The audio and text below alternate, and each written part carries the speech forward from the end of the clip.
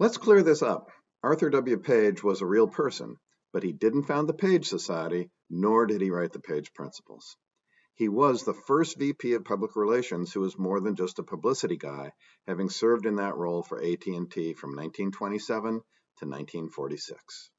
When Ed Block was in that role at AT&T many years later, he learned about Mr. Page's contributions to the company's strategy and policies and sought to emulate his example.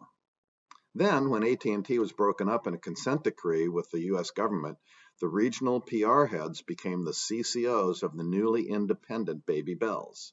In order to stay connected to each other, they formed the Arthur W. Page Society in 1983. By the way, although women certainly were in the minority in early Page, Jean Hanley was one of the founders and served as our second chair. 40 years later, our membership is 50% female, and we all benefit from the community of peers that our founders established, focused on the Page Principles, which they created based upon Mr. Page's lifetime of work and writing.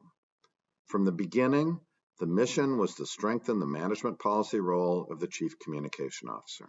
Then, as now, the core benefit of Page membership was the peer relationships. We supported each other, learned from each other, and built lasting friendships. For the first 20 plus years, we basically had our two big meetings, the spring seminar and the annual conference. I always came back from those meetings with two things: a key idea or two that I never would have thought of on my own, and a sense that, okay, I'm not alone. Everyone else is dealing with these issues too, and I was ready to go back into battle.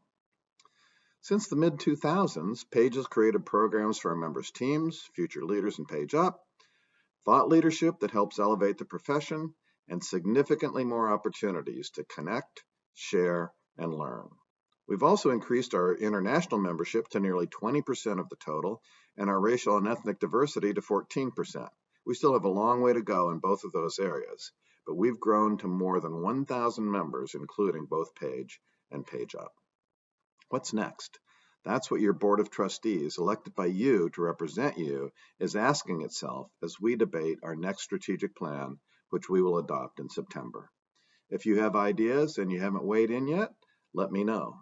The future history of Page will be written by us, and we need your help.